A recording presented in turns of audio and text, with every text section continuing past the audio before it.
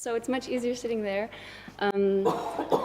I still need to get used to the part of this job that includes presenting, so I'm very, very, very nervous, and will try to keep breathing.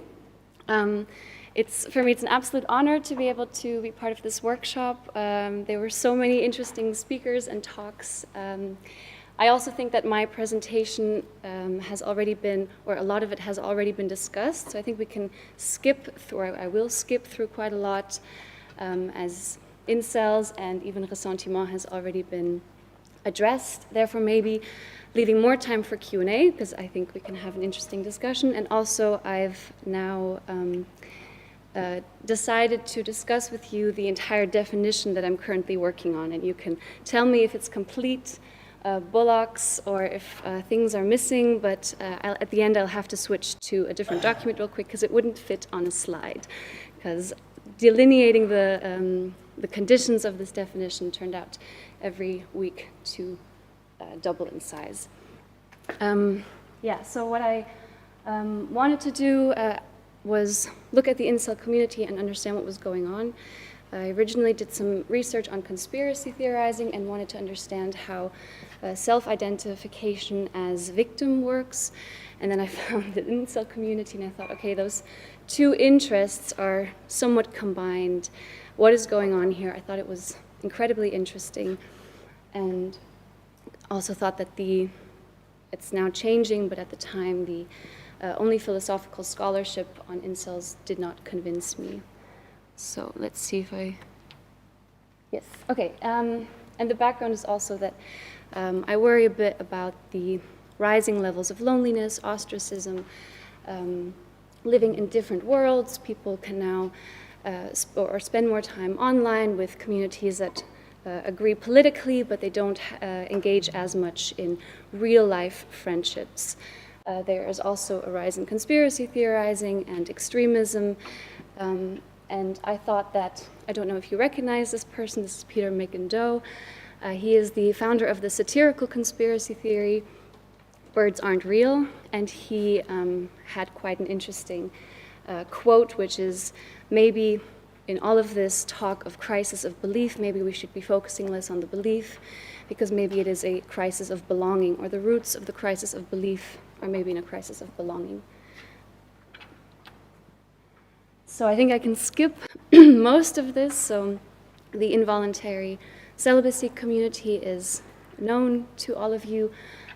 Maybe what is somewhat interesting is that the term incel was originally developed by a queer undergraduate in the 90s who realized, or who thought, maybe we can bring people together who have equal difficulties with engaging in romantic relationships.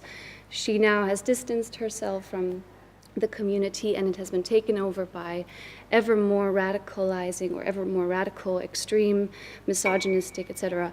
men. And currently, or right now, since a few years, women are banned from these forums entirely. What is maybe also interesting, we often talk about incels as they want sex, they cannot have sex, and therefore they hate women or want to kill women. This makes sense looking at their self-ascribed term, incel, as well. But this is, I think, a reduction of the actual issue. These are especially, or the majority of these people are suffering under more generalized loneliness. So these are people who will describe having zero family support, no friendships, having been bullied their entire lives, and generally feeling lonely, ostracized. So reducing it to something sexual is, I think, easy, but I don't think it is the root of the problem. We also see that if somebody identifying as an incel does engage in some kind of intimacy, it doesn't change their worldview, their predicament, or their self-identification. Their misogyny and racism is often discussed. The way that they describe women is indeed awful, very objectifying, pejorative, but it should also be noted that the way that they describe themselves is no less hateful. So I would say that they're much more focused on self-hatred, and it is not just misogyny. So any groups will be used and described pejoratively, but it is most of all themselves who they describe in very pejorative terms, which is also why we see very high levels of depression, anxiety, and also suicidality in these individuals. They've become renowned or more known because of the shootings that were affiliated with this community. So we have in 2014, Elliot Rodger, who many of you may have known, maybe you've seen his video, or Alec Manassian in Toronto. And there were a few others, Chris Harper-Lee. And so it is often said, oh, these are representative for the incels. In the feminist philosophy analyses that I will critique a little bit, or at least discuss shortly, they are used to analyze what is an incel, what are incels, what do they want. And I find that that is very reductionist, if I'm using the right term, because I don't think they are representative of this very heterogeneous community, and also because they might not even be a real incel, in the sense that there's, as we talked yesterday, I think these purity checks, like how much of an incel are you? And I think that these shooters would not even suffice these conditions. And also I think that an analysis of the community, as I will do through Ressentiment, is much closer to how the majority of these members feel, which is much more focused on passivity. So Ressentiment is passiveness and not actual violence. After all these talks today and yesterday, I'm not quite sure if it counts under the label extremism anymore, but I hope I can still discuss it, at least as an extreme worldview. They have been categorized as an ideologically motivated terrorism threat, but it should be said that based on how, or in relation to how many incels there are, how violent and extreme their content, their online venting sounds, it is quite surprising that we don't have many more terrorist attacks, and in total it was about 60 people that have been killed by somebody who was somehow affiliated with incels. Also interesting is Elliot Rodger, for example, was never on these forums. He wasn't part of this community. He didn't identify as an incel. He didn't have that term. And Alec Manassian, for example, who is often quoted as saying, let's overthrow all the Chads and Stacys, the incel rebellion has begun, was in the court ruling. It was judged that he had piggybacked on this incel movement. So he had found this online, wanted to get more media attention, and came up with also quite some lies, like that he had been in contact with Elliot Rodger, et cetera, et cetera. So it is, again, not really clear whether or how these individuals are representative of the community as a whole. Some things about their language. So it is interesting how they are really developing their own vocabulary. A lot of metaphors, for example, from the Matrix, blue pill, red pill, black pill. Oftentimes the incels are labeled as part of the red pill community. There was one study that asked them, what is the defining criterion of being an incel, and it was believing the black pill. And if you would see them as separate, the blue pill is basically you believe in normal social norms, and if you get a job, then you can later have a family, and you will be seen as attractive as a man if you do the things that society asks of you. The red pill, also called as the PUA, the pickup artist community, is basically mistreating women because this is what they would find attractive, and by being, for lack of a better word, an asshole, you can get what you want. Amputate people.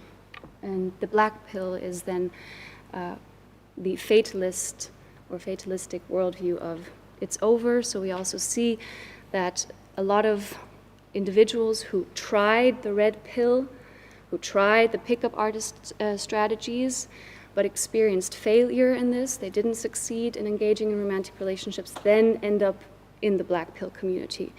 And I'll describe, I'll do it now.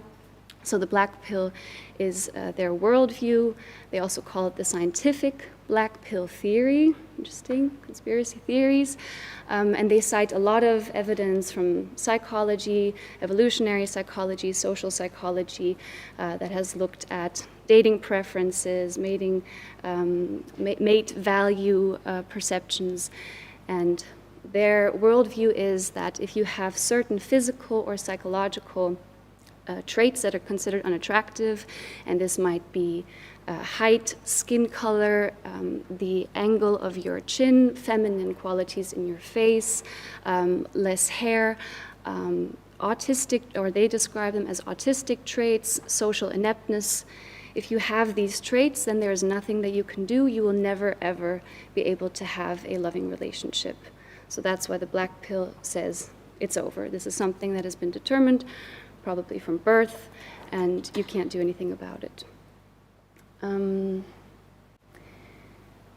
Different terms they use as well to describe different groups of people. It's like they've created this own anthropology, which I will later describe as a false or falsified anthropology. And terms like true self, so are you really, really an incel? Meaning never ever, there's nothing you can do to get out of this. If not, you are a volcel, a voluntary incel. Or the more racist terms like rice cell or curry cell, which describe that if you are from a certain country of origin, have a certain skin color, this also means that you will have no chance of ever finding love, at least in Western countries. So it is mostly a Western-based community. And they also, I think one can describe them as an epistemic community because, as I said, their main criterion, for most of them at least, what makes somebody an incel is being black-pilled, seeing the truth, seeing beyond the lies. And you'll see, so they have a lot of memes, and they will then discuss, for example, well, you can compare this, and this is what it's all about.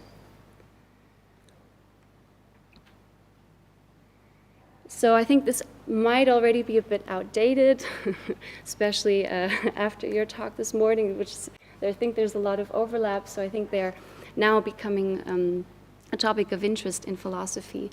But for the longest time, the only scholarship engaging with incels was in feminist philosophy, which I would like to propose an alternative to because I didn't find it very convincing. So here incels are seen as an extreme example of patriarchal attitudes or structural misogyny.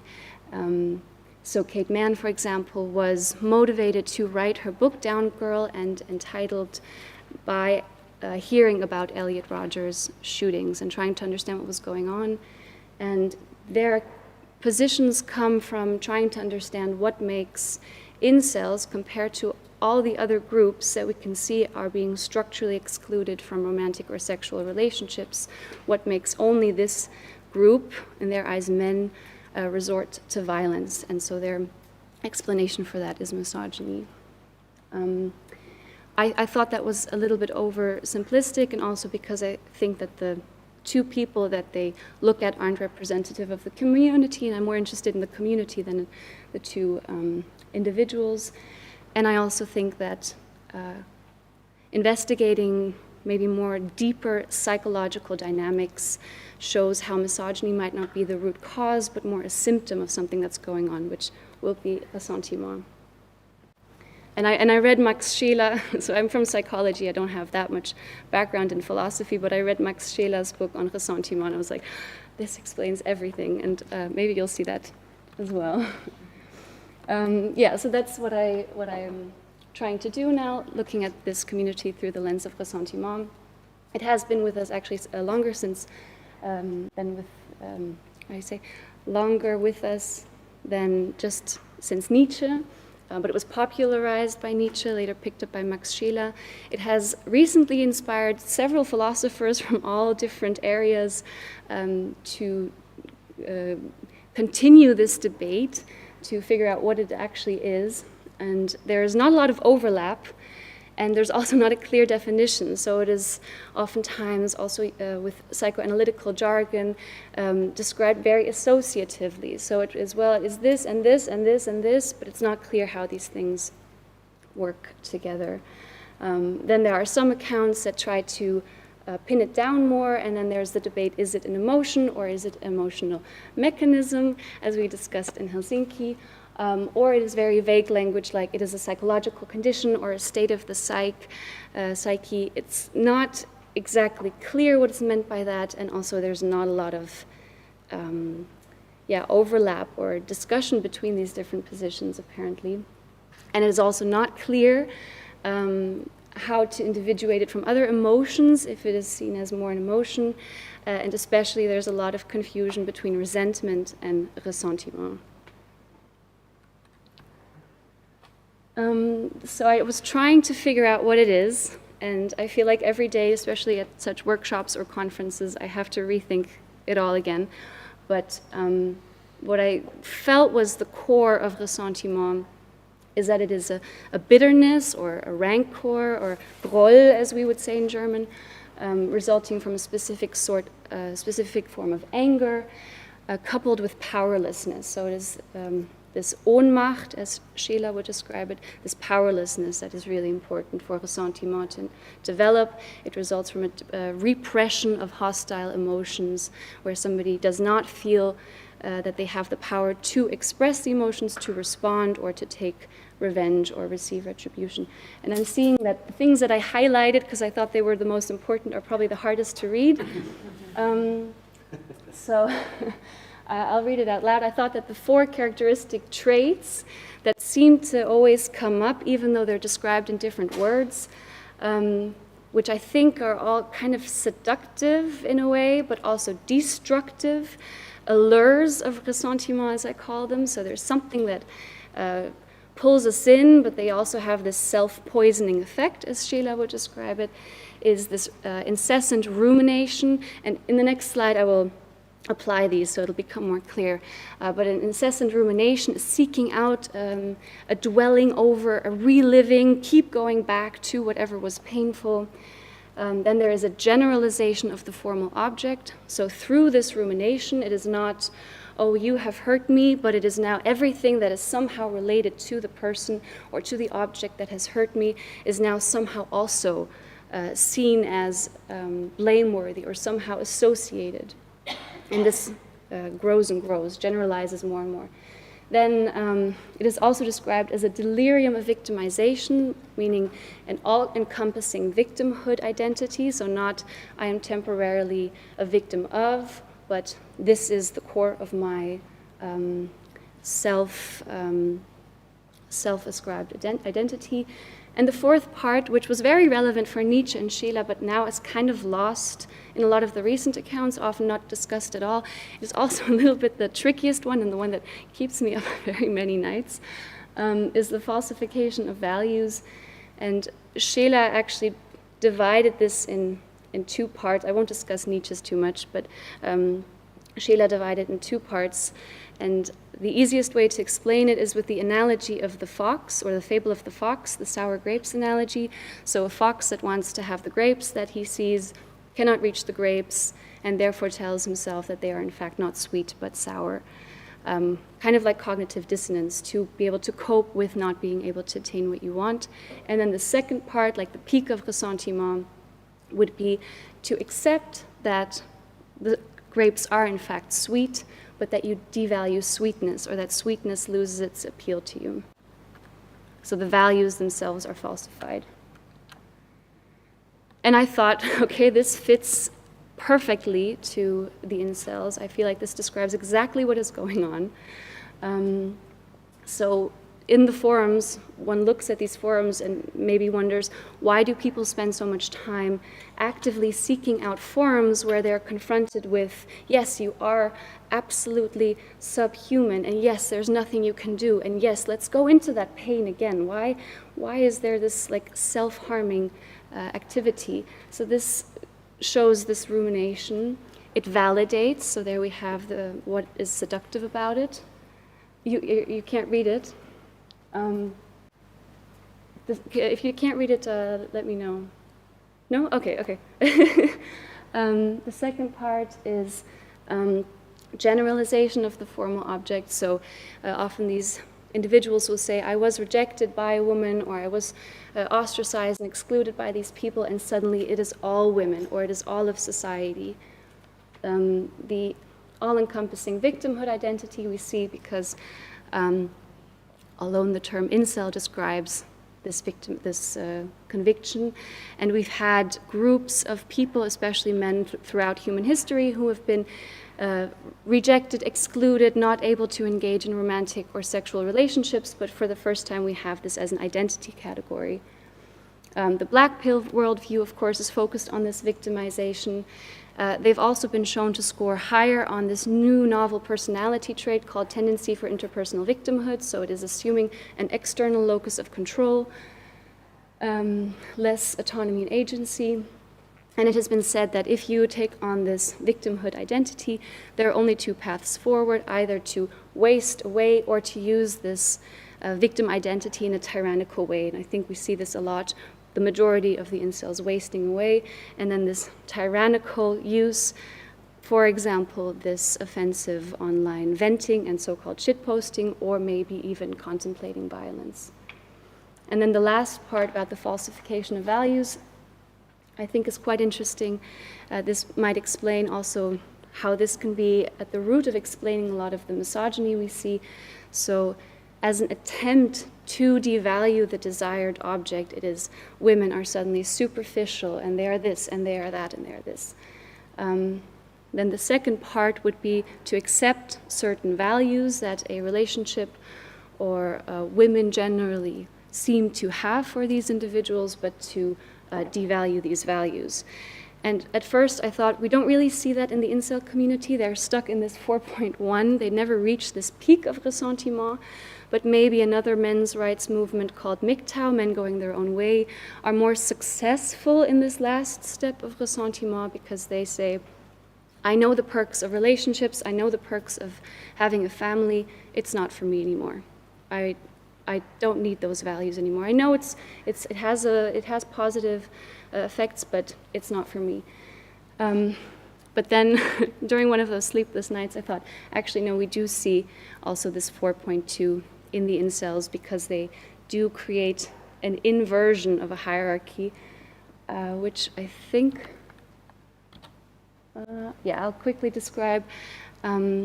Which has to do with these purity checks. So they're very, very focused or obsessed with social hierarchies.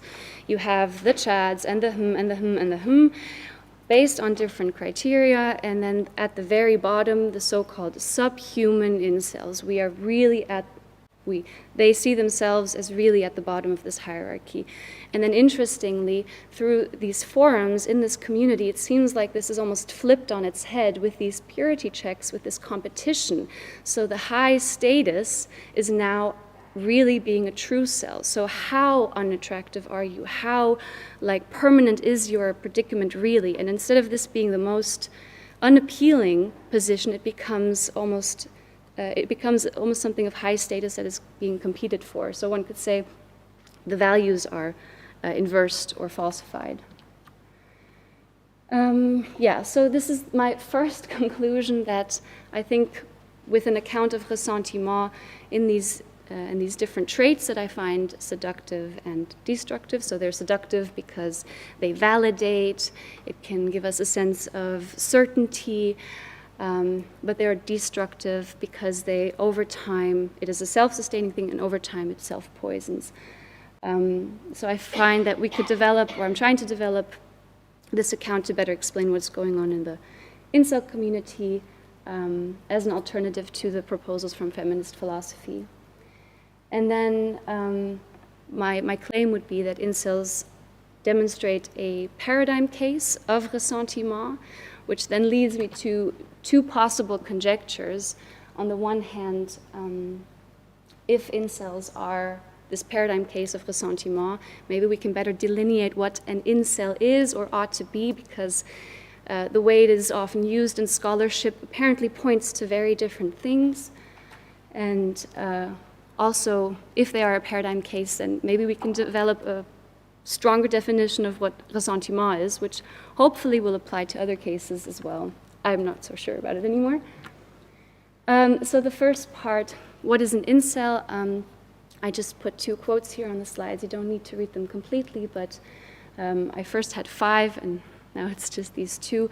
The point is mostly to show that what is being referred to when we use the term incel varies completely. So in journalist commentaries and also philosophical scholarship, something is meant which has very little overlap with how the community who engages in this discourse, what is this term? They have their own Incel wiki describe, which has very, very little overlap. And we I think it would be great if we would have a definition that we can use that accurately pinpoints what we see, what we want to describe, what we might want to criticize, that goes beyond their very neutral, it's just a sociological term of not having relationships, but also does justice to the community and doesn't say, well, it is basically Elliot Rodger, who is a violent, misogynistic terrorist.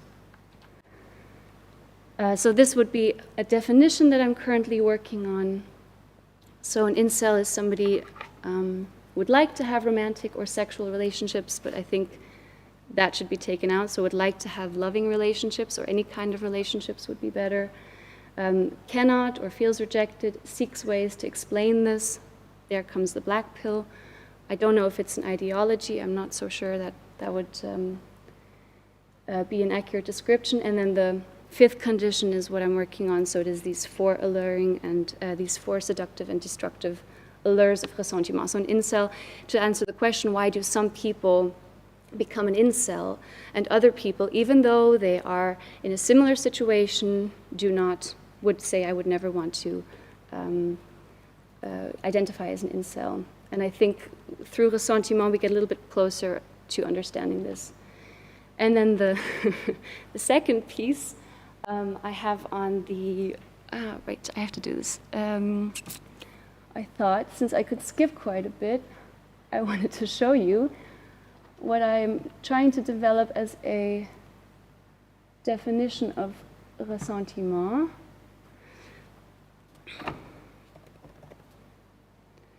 So it has these 4 conditions. The first one is it is something that transforms. It is probably something like an emotional or also called affective mechanism. It stems from feelings of anger. I use anger here in a very broad sense, a little bit like Martha Nussbaum did, which already includes this desire for retribution or revenge or downranking. So I'm angry because somebody has downranked me, and now I want to downrank that person. So there is an attribution of blame there as well. So I believe that this injustice that I feel is perpetrated by somebody, which I perceive as wrongful, unfair. And then the second condition, very important for ressentiment, is that it is coupled with this sense of powerless, Ohnmacht, also called inability, incompetence, variously translated. It's even been translated as submissiveness or a lower social standing. So it's also the question, what exactly does that describe? Is it powerlessness in I cannot give expression to my emotions, or I cannot take revenge, I cannot do anything about it, or I'm in a relative low social power position, and I feel that this is unjust. And condition 3 is then this point of rumination that I discussed. So some injustices we will fulfill the first 2, and we feel powerless about something. We might feel anger, but we kind of can let it go. We don't ruminate and obsessively seek this out for a longer period of time. And then the last part is also picking up on these allures that I discussed before, this generalization of the formal object, so that includes this broadening of blame, and continuously seeking further evidence in all subsequent events. The all-encompassing victimhood identity, and then the falsification of values, which could maybe also be described as the creative part of ressentiment, where something like a false ontology or false anthropology is being created. Okay, so this is what I have until now, and let's see. I'm going to go back. And I took out quite a bit, but I thought that that would be the most interesting part, and I would conclude it here. If you have any feedback, questions, concerns, or anything, this is my email, and I'm very much looking forward to any comments you have, any questions, and feel free to take this apart. If it doesn't make sense, that is perfectly fine. I've been desperately trying to see what is ressentiment, applying it to different cases so that it's not just ressentiment of the incels, but ressentiment, and maybe it's something like there's a weaker and a stronger version, but it turns out to be quite difficult to find other cases where we see these characteristic traits exemplified to such an extent, which might also be because I've developed the account based on an analysis of the community. So that is a very justified criticism, and if you know how to get out of that as a philosopher, I would be very happy to hear that. So thank you so much.